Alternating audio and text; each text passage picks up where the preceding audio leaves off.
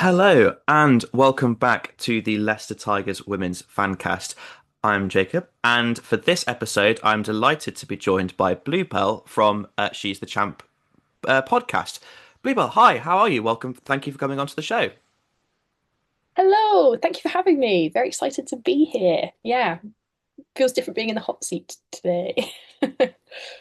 Yeah, so for people who aren't unaware, like they may see She's the Champ sort of tagged with the Women's Rugby Show quite a lot.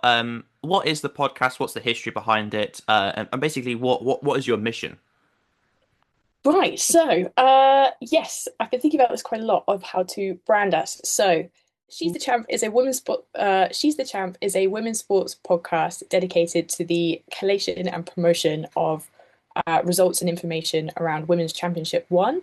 So, for those people that don't know what Women's Champ One is, it's second tier rugby. So you have PWR, who are Division One, and then at Division Two you have Women's Championship One, which is split into two leagues: the Championship North One, which is 10 teams in the north, although kind of where the north finishes is a very contentious subject, and 10 teams in the south with the Championship South. So, yeah, what we do, so essentially following the World Cup last September, and as a Championship One player myself for several years, I think we kind of identified a need for some centralized information around fixtures, results, um, all sorts of things like news, fixtures, yada yada yada, around the women's championship. And so, what we do is basically publish those results each week as they come in, and then through the sports podcast, we interview female players from across the women's championship, sort of documenting and celebrating their lives as female athletes, which I don't think many people in the championship are often celebrated as because we are top amateurs. So we're not contracted. We do it all off our own dime. And there are some, in my opinion, there's some really, really brilliant and talented players in the Women's Championship One who should absolutely be seen as female athletes with sporting careers. And so, yeah, so it's kind of a lot of things, addressing a lot of gaps within, I think, the women's rugby ecosystem. But what we hope to do is sort of put some eyeballs on the champ and say, look, there are some really fantastic players in this league. Check them out.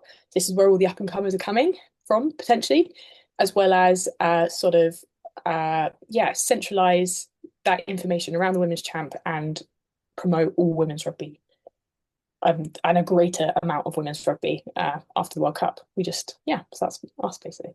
Yeah, 100%. I think with the champ, like trying to get information about fixtures and results is can be quite slow sometimes. So I've been very, very grateful to your account to because I try and publish particularly Lichfield ladies results. Yeah. So that's definitely very, very helpful. So very, very grateful from that point of view. Um, I think She's the Champ is such a great podcast name. LTW Fancast is Yeah. quite easy. But yeah, no, she's the champ. That's so clever. And Oh, cheers. yeah, you mentioned about like where does the North start and end? Because I find it very Mhm. weird that Cheltenham is considered a North Oh, club. Do you know yeah. why? What do you know why the Oh boundary is? gosh. The history is long and arduous, I hear from the Cheltenham, because you had a while ago Buckingham Swans were in Champ South, and then they went down, and then when they came back up they've gone into Champ North. So you have, and I'm pretty sure, like, where's, I'm from as south can be, so my geography is patchy at the best of times, but where the latitude, the longitude of Buckingham and Cheltenham, like, who knows? Who could say? But yes, I think they Cheltenham are sometimes quite frustrated that, or the Cheltenham girls that I interview, why they are in the Champ North, they're equally as perplexed. But that's rugby administration for you, isn't it? Like, the lines get carved up, especially like for the Midlands as well. Like, I know people that travel. Oh, I know people down in like Lincoln that travel all the way over to like Leeds and for games, and it makes no sense. But that's Yeah, probably. so I'm completely aware of that. So I'm from a town called Hinckley, which is smack bang middle of the country in Leicestershire. Hmm. And Hinckley senior men have also suffered from this, where they've been in like they're currently in National Two, but I think they did swap from north to south. I mean, obviously, for a place like Hinckley, obviously we're smack bang in the middle of the country. Like, it does make sense that sometimes, or we might be north, it might be south. Um, Mhm. but for somewhere like Cheltenham, you think, surely that's the southwest. But yeah, Feels like the West, doesn't it? as you say, there's a lot of kind of administrative sort of wrangling, and everyone has a different opinion of what's the north and what's the south. And I suspect it probably originated in the fact that the southwest is probably very congested with women's rugby clubs, less True, so true. unfortunately than north. Yeah. So yeah, As in, that's I'm quite something. thankful that Cheltenham are in the Champ North because it means that I don't have to play them because they're a really tough team to play. So I'm always quite thankful that they're on the other side of the bracket, as it were. So, So yeah. who do you play for? Oh, so I play for London Irish. Oh wow, okay, interesting. So I'm down southwest, southeast. Um, so yeah, but kind of going back to what you said about the collation of results, like I think on a very simple level, she's the champ. Just like you said, like match day finishes on a Sunday, and I was finding it was actually easier to go through to the Instagrams of the individual teams to pick up results, and still when we are looking for results, to find that as opposed to through like the RFU A fixtures and few. results. Yeah, Yeah, and I think maybe that highlights that like on a game day or on a match day, people are juggling so many jobs that it's much easier to put up a graphic on Instagram than it is to fill out all the stuff for GMS and stuff. So I was like, actually, so much of women's rugby operates at a voluntary level. So how can we make this easy? And like, just as a player, like at the end of the week, when you've had a really tough game, you want like a nice Instagram graphic that you can show your mates and just be like, "Yo, this is what I'm up to. We're doing really well. We're beating other teams." Like, I want to be. I'm really proud of my rugby, and I want to promote it. So on a very simple level, that's what I'm quite pleased that we produce is just tiny absolutely. results. And you're playing for and against historic rugby clubs. That must be so cool to just say like I play for London Irish. I get to play Yeah. against Richmond, obviously the sort of the big one with that historical legacy. Yeah. That must be so cool. Yeah, Ooh. it's good fun. It's good fun. And like it's only my first season at London Irish, so I was at Richmond before. And yeah, coming from and to teams with like such a big name and a big historical weight, especially like through interviewing through She's the Champ, literally everyone and their nan has played for Richmond at some point. It's crazy. I don't know. They're just such a powerhouse. And likewise with Lichfield, like Lichfield was such an institution. Like when I was coming up through juniors rugby, um, it's quite fun to play a small part in a much bigger rugby history. So yeah, yeah, Absolutely. So yeah, that so seems cool. yeah. So basically, I've got Bluebell on to the show to talk about Leicester Tigers women under 23s playing against Sale Sharks women under 23s, which of course featured a very, very heavy selection of Champ 1 players. So we're going to talk about that game. There's also a few bits and bobs to kind of talk about Six Nations, Pack 4. I'll just sit in a dark corner and bemoan my Six Nations fantasy scores. And yeah, and as you may notice, I'm doing something slightly differently here, as well as this going to be on a podcast format as usual on the usual podcast providers. I'm going to be trialing audiovisual on YouTube, sort of definitely not copying Women's Rugby Treehouse and Hugh Griffin. So sorry about that, guys. But yeah, if you like this audiovisual format, obviously it'll take some trial and error. Obviously, do let me know if you want to get in touch with us at the socials. You can find me LTW Fancast on Instagram, and you can also contact me via email ltwfancast at gmail.com. And also you can get in touch with Bluebell and the team on the She's the Champ podcast, which is on Instagram. Just She's the Champ, right? No Yeah, we're at she's the hyphens. champ.podcast, and I think our email is she's the champ.podcast@gmail.com. There we go. Fantastic. Yeah, so there'll be a couple of news to kind of talk about. We'll also go over that under 23s result, and that'll be everything for today. So without further ado, let's get on with that.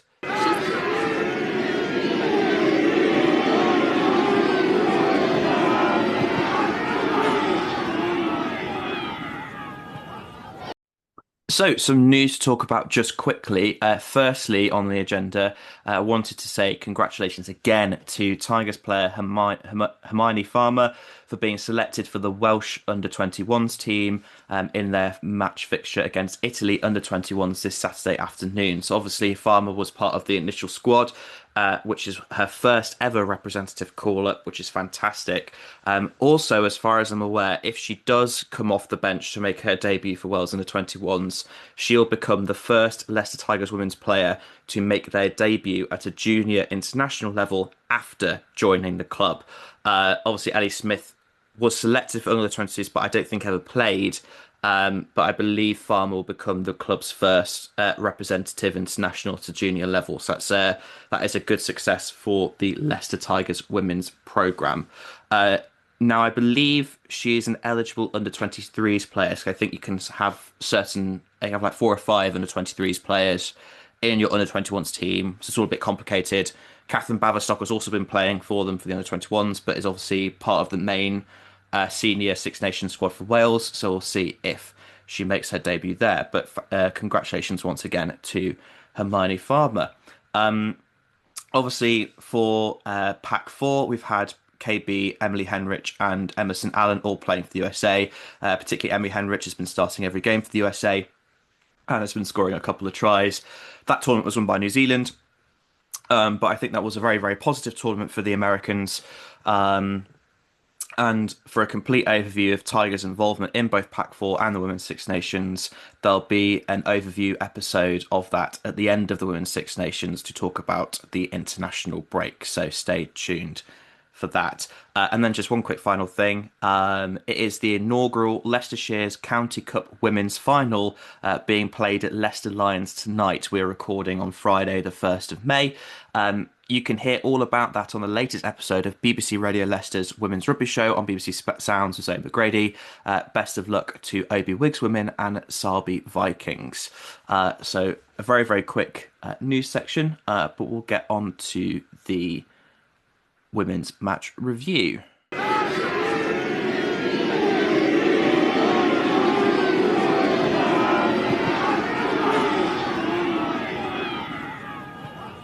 So last week, I think it was last Wednesday, Leicester Tigers women's under 23 played their inaugural official match. Well, I say official kind of it. As to the extent this was a proper fixture, I'm not entirely sure. But according to both Sale and Leicester, it was sort of an inaugural fixture of sorts. They played at the Sale FC training ground up in Greater Manchester. And it was a Leicester Tigers win. It was 22 points to 34, although I have heard conflicting reports that the scoreline that Tigers put out missed a couple of conversions for either side. But anyway, it was quite clearly a Tigers win. Now we've not had any match footage from either club, and not a match report from either team. Um, Times. yeah, which is I think Tigers have put a bit more out than Sale. Mm. So it is difficult to kind of talk about it from that perspective. Um, which yeah is a real shame. Obviously, there was a lot of photography published by Tigers that was quite cool. Um, but yeah, we'll do our best. I've kind of heard a few bits and bobs from the fixture. Um, but yeah, the one of the main talking points, obviously, about this fixture that obviously it was the first moment that a Sale Sharks under 23s played and a Tigers Women under 23 played. But we also had that Champ One North and South involvement.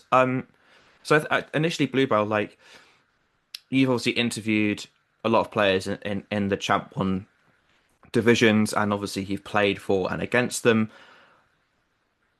I think, obviously one of the reasons that you do this podcast is to spread awareness about the second division and the relationships between those between the two tiers. What do you think it kind of means from a Champ One perspective to have these kind of games and players get the chance to play for pathway programs of PWR clubs? Yeah, so I think there's kind of two aspects of this that I kind of want to talk about. Firstly, yeah, a huge congratulations to all the players that were involved, and a huge congratulations to all the clubs that had players involved. I think that shows like the strength of the quality of rugby in Champ One, that players are getting picked up by these professional pathways. I think a lot of I think that there's a lot of feeling within the Champ One that we want to be pushing on for high levels of rugby, and I'm not gonna I'm gonna be quite like, oh, what am I trying to say? Sorry. Uh, yeah, there is a huge gap between the PWR and the Championship One, and players that have played in both are very clear on that, both in players that I've interviewed and just in conversations at the sideline. Like there is a huge gap in things like infrastructure and funding between professional rugby, as you can imagine, as it being professional rugby, and Championship One as an amateur outfit. However, I think it does speak really positively about the ambition and the aspiration of a lot of especially the like the hype of, or the top like the top five, maybe top six of the women's champ clubs, that are really trying to push on and progress on a rugby level. So I think in a broader context, which my second thing that I wanted to talk about was, I think this is a really interesting signal of what we want to think, or I think this is a really interesting signal of how we want to think about the infrastructure of pathway rugby in England at the minute. Like, we are watching the development of professional women's rugby happen in real time, and the success of the PWR is fantastic, and we're seeing that grow year on year, and it's the best domestic league in the world. But equally, that's come with um, comments that I've seen the past year about where is game time happening for young players. And I think this has been identified by the PWR clubs, and this is why they've brought through their under 23 squads. And I think that's an important step forward about how you manage young players coming in, especially if you're putting loads of money into things like Bucks Rugby and the university pathway. But I think Championship One also poses an interesting question of how could this fit into the elite performance pathway. And I think with 8 clubs involved, and like particularly as it's Sale Sharks and Leicester Tigers, there's almost a pretty even split between Champ North and Champ South clubs. Like there are a few more Champ North clubs, as you would expect for a team for a fixture that's happening between Midlands and the North. But I think that's I've lost my train of thought. How far did I get? Yeah. I mean, you Sorry. brought up, no, it's okay. You brought up a lot of good points there. And I think one thing that I think just infuriates me, just as a rugby fan, this is men's and women's rugby in England at the moment, is the really bitty calendar that we've got now, where there's these huge breaks. Yeah. It's not very fluid. And when I had Sam from the Women's Rugby Show on the other week, we were sort of talking about like what are Tigers going to do during this international break? Because there's no, the champ seasons are finished, the uni seasons are finished. If Tigers wanted a meaningful competitive fixture for their entire squad, the only option really is the armed forces, because everyone else is, or obviously organise a friendly against another PWR team. So yeah, so when you're talking about the things of, is there this pathway for someone to go to a grassroots club and to progress up to the PWR? Yeah, I think it's definitely something where there's a lot of conversations, there's a lot of dialogue, and Yeah. I think people should not conflate the fact that the RFU have put considerable investment into the Red Roses with the fact that there is a successful pathway, because I don't think the two currently Yeah. coexist. So to have things like this, I Yeah. think I would is really, completely, really yeah. good. Yeah, I would agree. Yeah. So yes, I've remembered what I was going to say. So for some of the older players in the champ will remember that like before it was PWR, it was Prem 15s and then it was Tyrrell's Prem. Like you had the development squads. So so every Premiership team had to have a twos team, and the development squad played in a sort of a mirror league. And that got axed in after COVID. So yeah, 2021. And now we're seeing the emergence of these under 23s. And it's like I think what we're seeing with the PWR is it's incredibly competitive, and contracts are getting harder and harder to come by, and breakthroughs in teams are getting harder and harder to come by for English qualified players, and that's criticism I've seen sort of levied in the sort of wider PWR conversation. And so I think it's brilliant that Bucks is being heavily invested as a pathway. I think it's brilliant that the under 23s is being invested in as a pathway.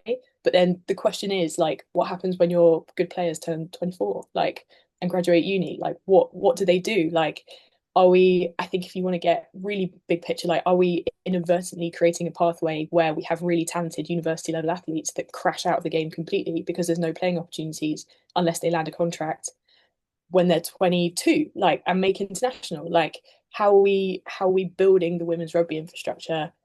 And I think maybe Championship One rugby as it is now isn't the final solution in that sense, in terms of building that puzzle. But uh, I think it could be a really interesting, like a cog in the pathway, in terms of how do you get players minutes, how do you get players playing a good level of competitive rugby, and in high pressure situations like we had.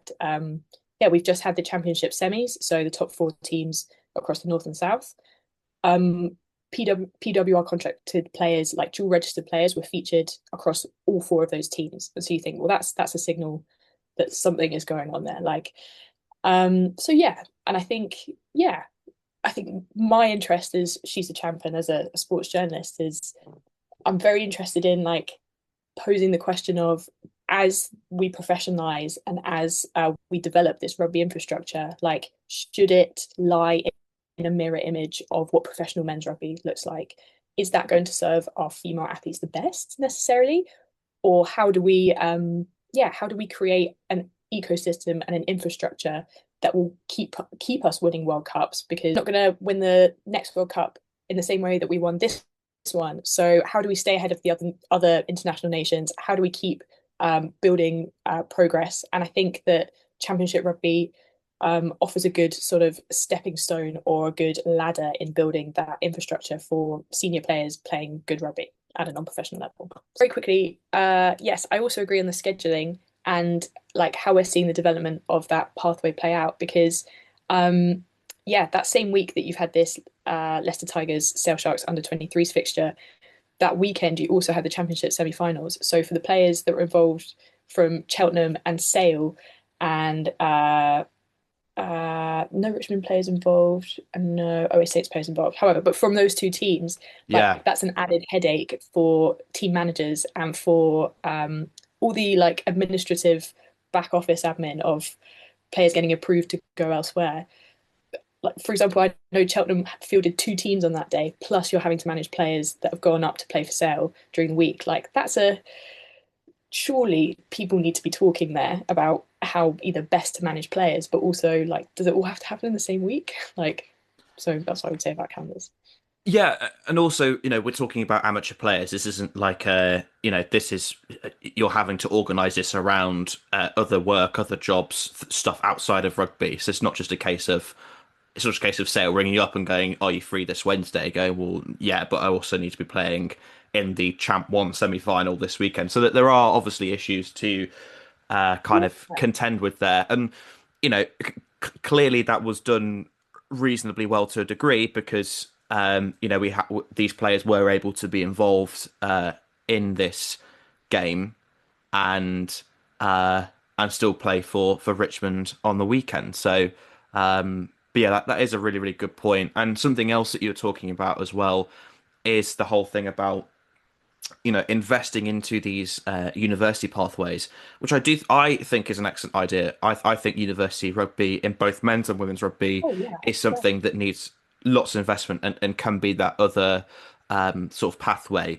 But you can't just have, oh, I finished, most people finish uni at 21 or 22.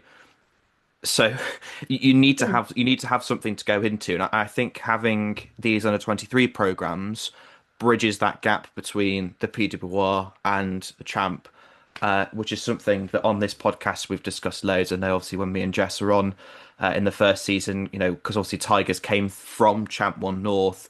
And Yes. did bring a fair few Champ One players with them initially. We were really hopeful that the gap would close between the PWR and the Champ, and it probably hasn't materialized as quickly as we thought it would.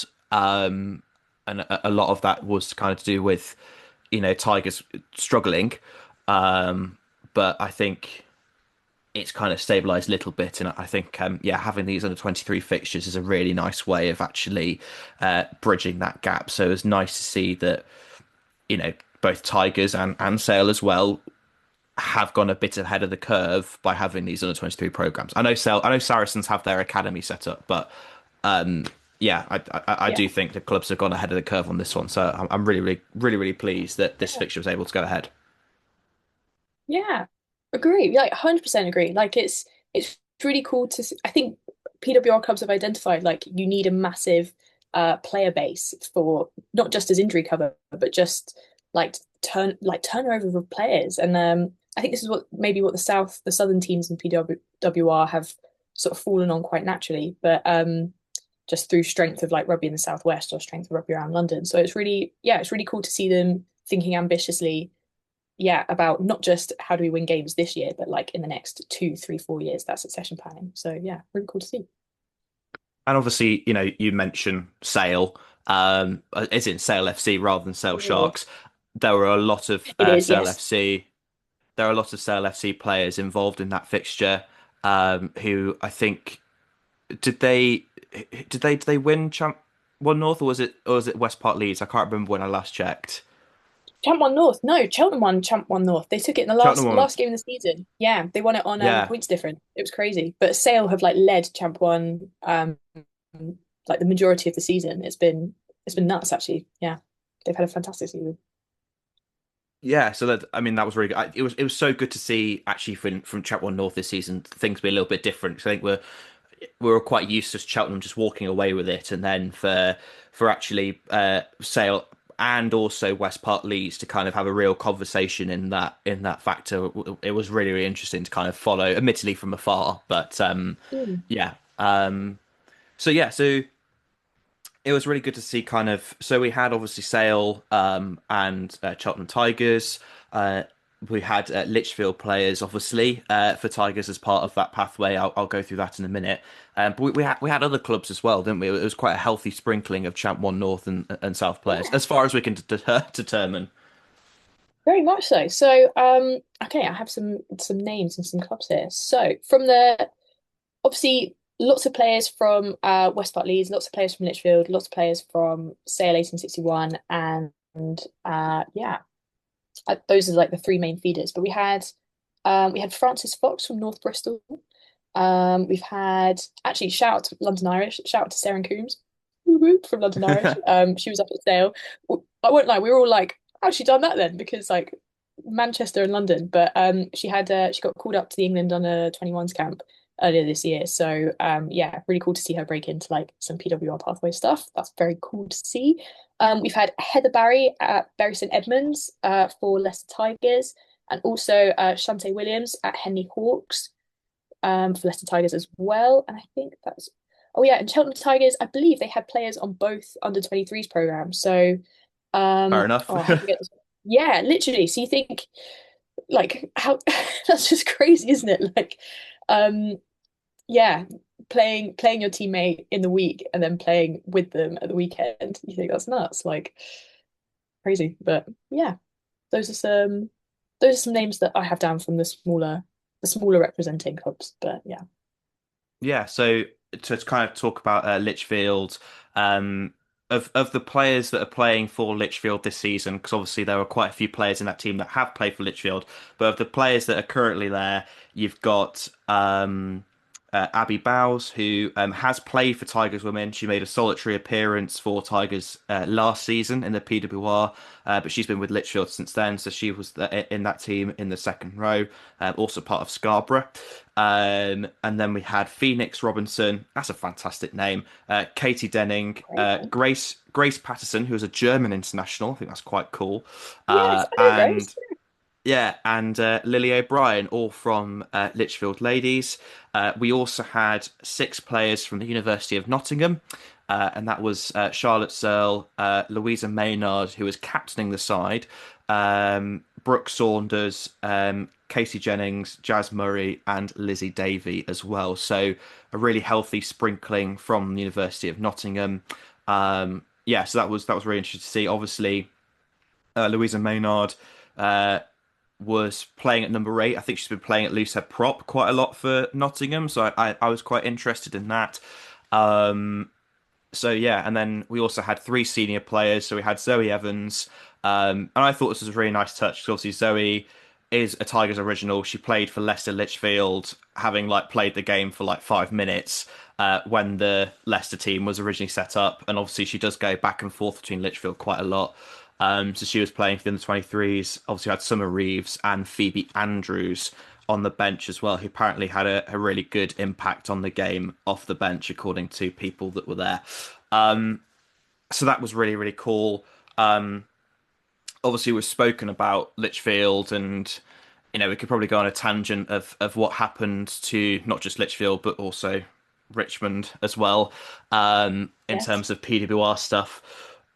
But it is really, really good to see that partnership be really, really strong, and to have like this under 23s program only just strengthens that. And I think giving Lichfield that agency and that stake at the top of the women's game is really, really good. And obviously, they probably weren't quite in the conversation that West Park Leeds and Sale FC 8061 were, but they Mm. were obviously also in that playoff conversation, Chat One North as well. So yeah, I'm sure that Tim and the rest of the staff at Lichfield are really, really pleased with the Tigers' contribution there.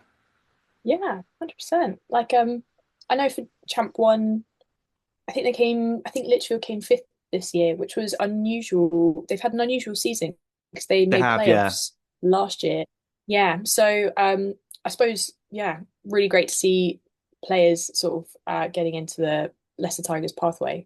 Yeah, in that sense. But yeah, Yeah, I spoke to Tim, who obviously is the head coach of both University of Nottingham and Lichfield. He said when I interviewed him on the pod that I think they had quite a lot of turnover at Lichfield. They had a lot of people leave beginning yeah, of this season, and obviously this was the first season of them having the head coach of Nottingham and Lichfield, and Nottingham players also going to Lichfield training sessions. So I think obviously there was they had to kind of like iron out those processes and sort of wait for that to sort of settle down. yeah. But they did have a really good mid-season run, and at one point I think they were fourth. And Yeah. they beat Sale, and as in Sale FC 1861. It's very confusing. Shell Sharks in It 1861. is. They're kind of the same club, but kind of not. Yeah. Yeah. Um, Well, this is the thing. This is the question yeah. now, isn't it? Because like we can talk about it anecdotally. And you say, oh, okay, if you go up to Cheltenham, you're sort of inadvertently like they've got contacts up at Gloucester Hartbury. If you go to Irish, they've Yeah. got contacts down at Quinn. If you go to Richmond, they've got contacts. Like it's all by the by in terms of language. And you think, well, at what point do we start saying because of the way that the head coaches are positioned, say between Union of Nottingham and then Lichfield and then Upper Leicester Tigers, that is that Lichfield are on the Leicester Tigers pathway, even though that's kind of like a known, almost like a known, I don't want to say known secret because it's not being actively concealed, but it's not being actively publicised either. It's just at what point do we start saying Champ One clubs are becoming feeders both upwards and downwards for PWR clubs? Like, yeah, that's crazy. Yeah. That's you're right. It's definitely a conversation to be had. I'm sure the position of the PWR clubs and the position of the RFU is that's definitely something they want to happen. But I suspect maybe for You championship think? clubs, Yeah, because I'm uh, not sure it feels like that from within the champ. Like we feel like we're just on our own, doing our own thing, and then being like, "Hello." Um, yeah, I don't know. Yeah, it'd be I, cool if we were looking. That'd be awesome. But yeah. I At the end of the day, I think there just needs to be more stuff about the champ, um, and Bucks. I think for both those competitions, it just needs a bit more publicity, and it needs a bit more awareness. And I think it was very, very interesting to kind of hear you talk about the second teams when it was the Alliance 15 sort of pre-COVID, and that changing after COVID. I wasn't aware of that. So yeah, there's definitely a lot of long-term implications of decisions made in both the women's and the men's game made around COVID. There you go. So in terms of the actual game itself, from what I heard of people who attended the game, obviously, as I said, no match report from either club, which is a bit disappointing, I'm afraid.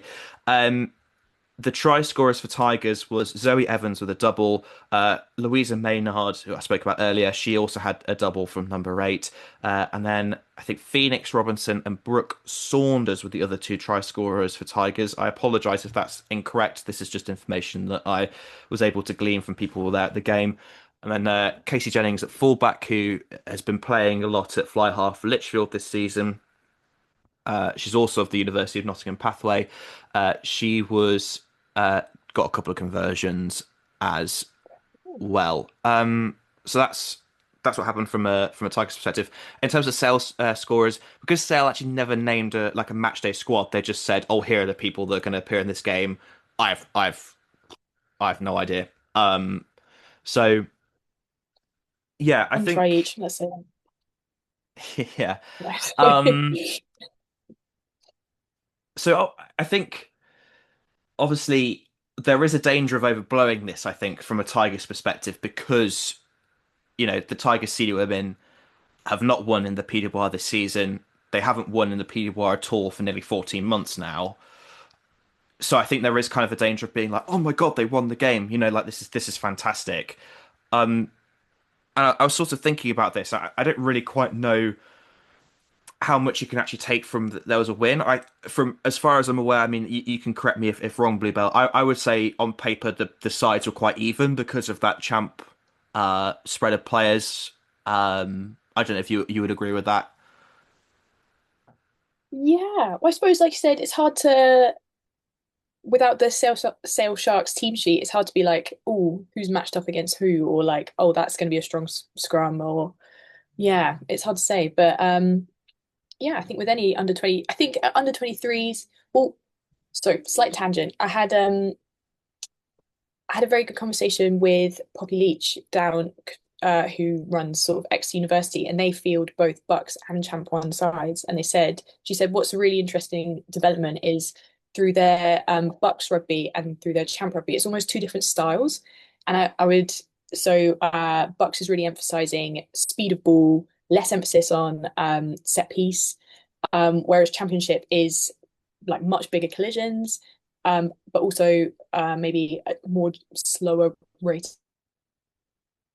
of play generally, but and more emphasis on set piece. So I think what's really interesting, if you've got champ players coming into sort of PWR fixture, what's that going to look like in gameplay? And then sort of game management. How is game management going to be for under 23s players? Because I think that's where players really bring on between sort of that junior and senior level is how you manage territory, how you manage possession, and then yeah, how you are effective in those like crunch points. And so yeah, I think that's quite interesting in terms of balance. So if you've got champ players coming in and fielding quite heavily in those squads, are you going to have maybe a slower rate of game but better game management, or is it just going to be? I think considering it was quite high scoring on both sides, you think okay, there's lots of try scoring here, so lots of really good flowing attacking rugby. So yeah, once again, pure speculation on my part because I've been able to watch.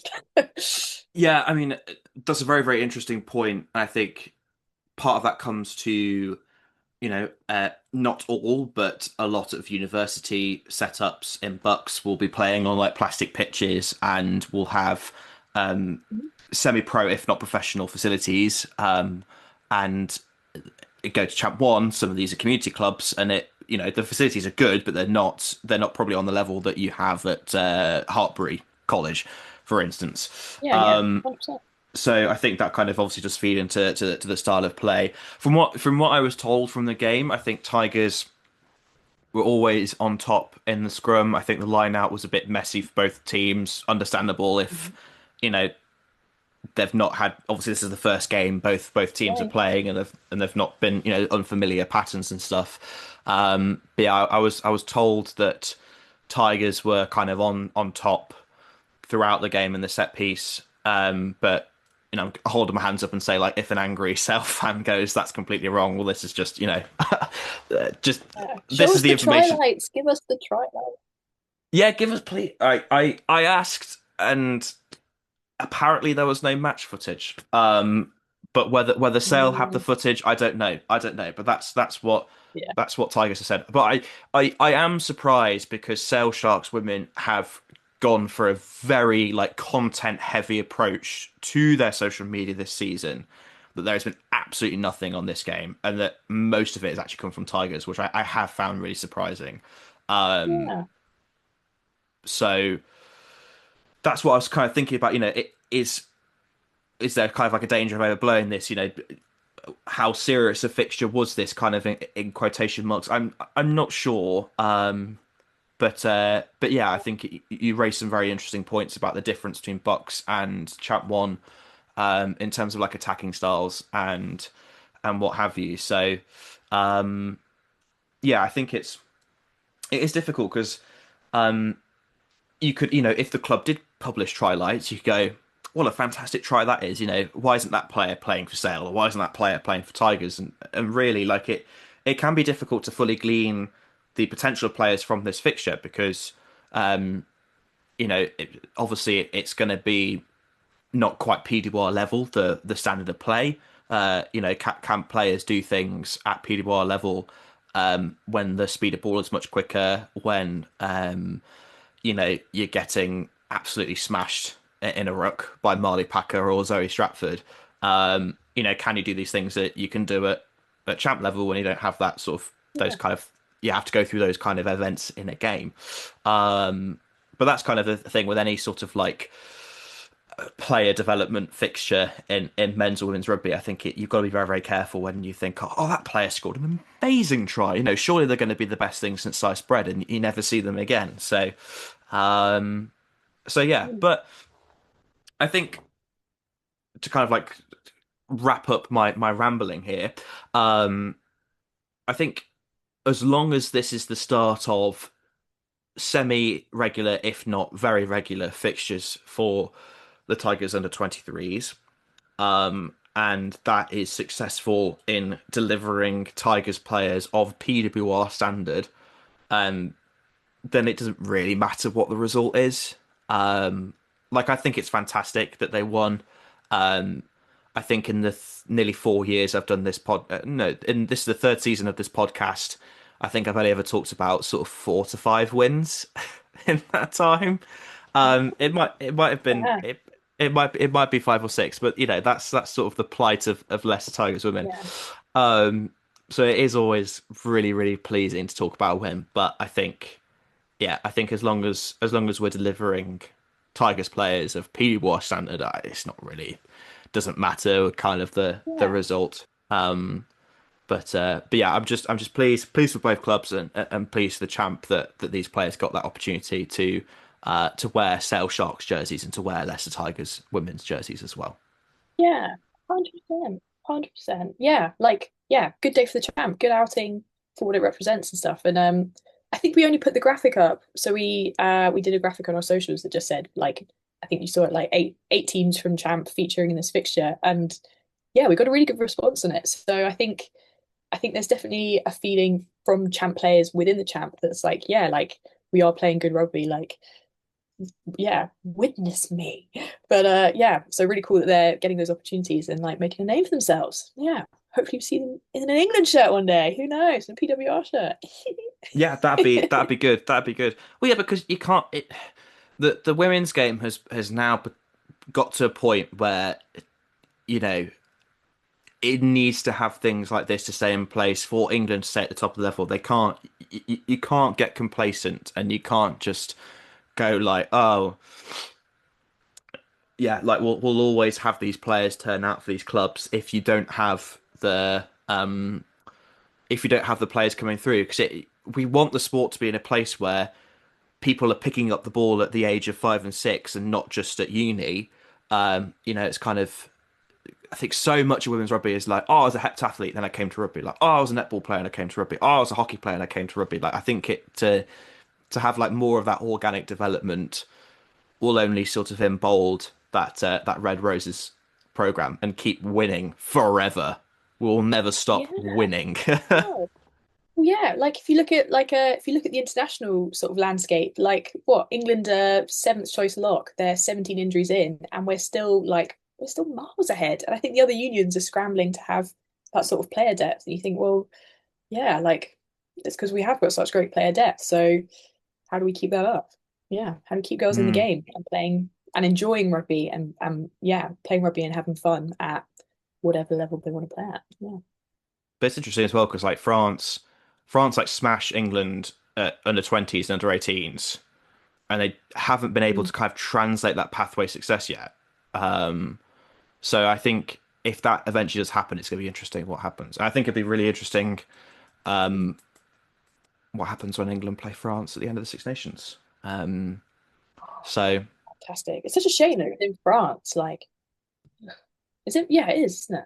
yeah, it's in Well, Bordeaux. yeah, it's not even like commutable. What? Yeah, Yeah, but if I'm very jealous of anyone who's going to that game though, weekend in Bordeaux to watch yeah. probably what will be the closest game England have played since they played France in last year's Six Nations. So, um, yeah, it's gonna be tough.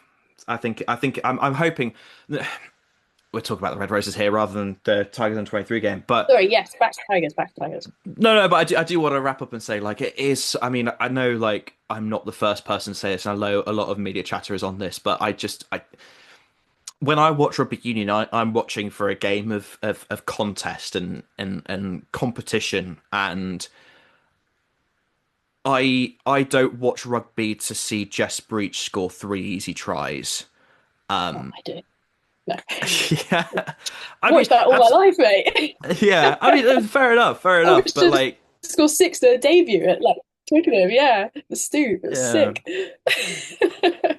I mean, No, no, no. Sorry, carry on, carry on. I interrupted. I interrupted. Go on. no. You make an absolutely valid point, but it is, yeah, and obviously, why I watch rugby is not the same reason that everyone watches rugby. Like, I don't want to be that guy like man says thing about women's rugby, therefore it should be that way. Like, absolutely, absolutely not. But yeah, I think my point was is that the thing about women's rugby that I find quite frustrating at both international and PDBR level is that there's not enough like tight games of good quality. And I think the reason why I enjoyed France and Ireland so much from the Six Nations this weekend was that not only was it a tight women's Six Nations game, but it was also really good quality.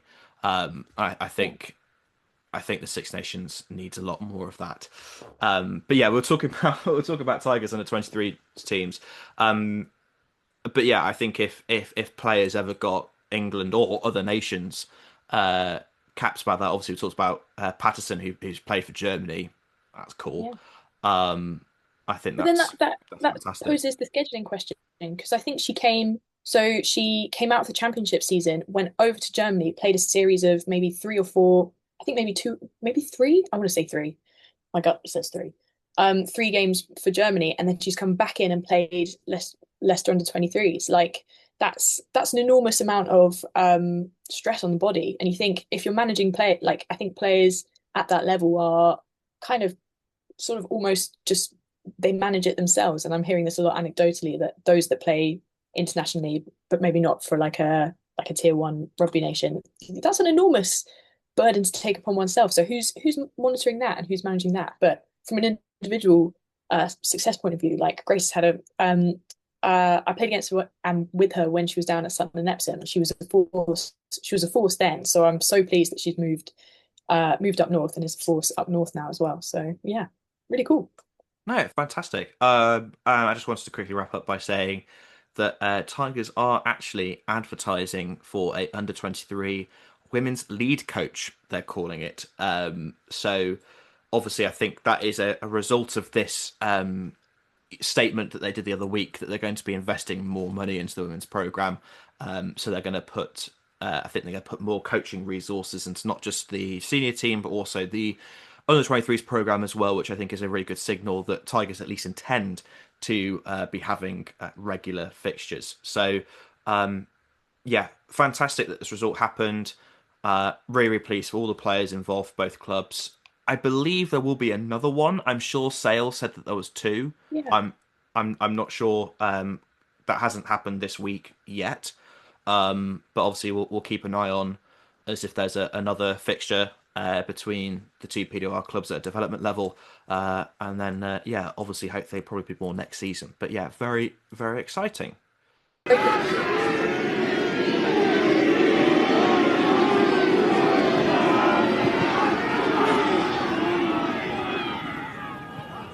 Again to Bluebell for coming onto the pod. It's really really good to kind of have that insight into Champ One, and yeah, thank you again for everything you do and for making fixtures and results very very easy to find. Cool, yeah. Thank you very much for having me. Can I briefly plug the champ finals, the date and Of time? course, yes, absolutely. Go ahead. Yes, so Championship One finals are on the 24th of May at Allianz Stadium, Twickenham.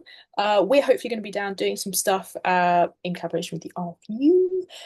But it's going to be Richmond versus Old Albanians. And for anyone that's in the Champ One knows that this is essentially a rematch of last season's final. Yes, so a very exciting game. Two teams with a lot of history, both between each other and individually, as like fantastic champ women's one clubs. So yeah, watch it, get down there to watch, or yeah, follow it on follow She's a Champ for media around it. So yeah. Yeah, and I Anyway, noticed yes, that. thank you very much for having me. Yeah, I've had a fantastic time.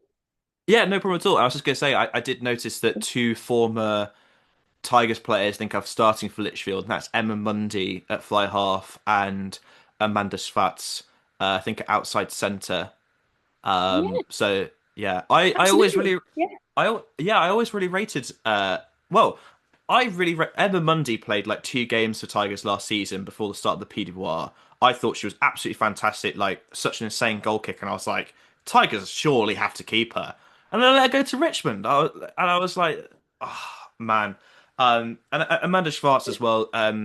A PWR regular for Tigers, really.